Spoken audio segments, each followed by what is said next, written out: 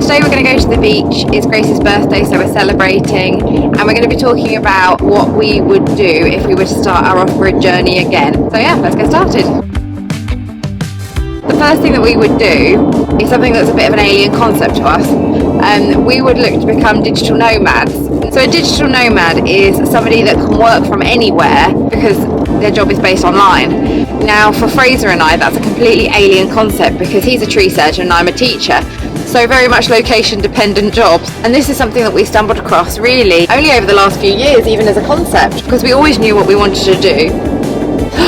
No, it's going on behind. There is this road rage. We always knew what we wanted to do. I always wanted to be a teacher. He always wanted to be a tree surgeon. And really, anything else never really came into mind, did it? It's just what we did. But looking at it now, you want to have a life with more freedom. Being a digital nomad seems to be a really good way to do it. Because in the past, digital always sort of felt like you were stuck in an office. Well, over COVID, so many people got sent home, and all of a sudden, it looks like everyone can actually work from home, and the whole dynamic of society really shifted. The whole idea of you don't have to actually be in an office now. Step 2 would be sell everything you own, because the life that you're going to be moving into, you're not going to want all that stuff around you because it just makes it harder to be in a smaller space.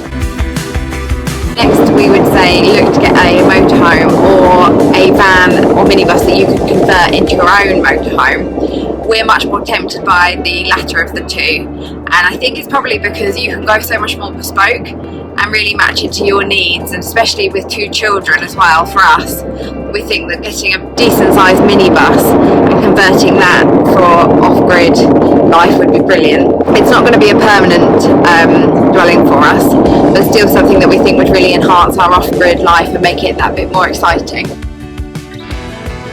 So once you've got your motorhome or your van and you've converted it, then really we would say just hit the road. Scotland would be where we would go. There seems to be a lot more places where you can stop in Scotland.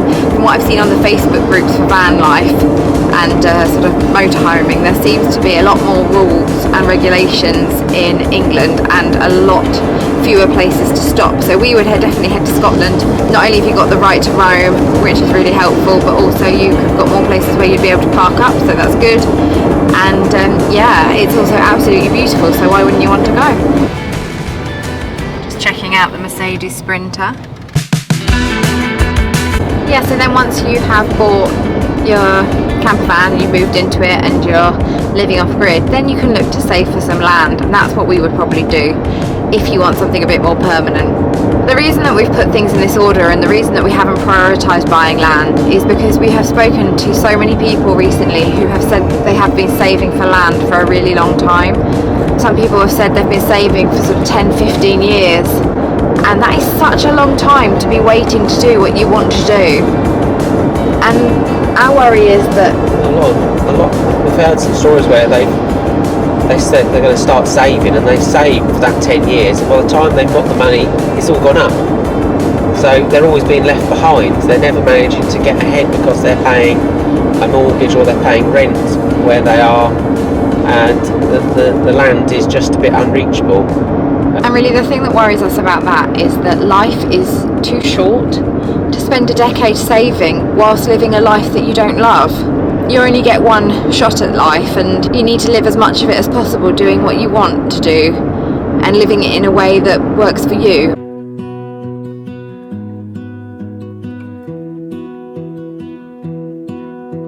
I lose my breath whenever I see you. You stole my heart, what is it that you do? Was great till you added colors.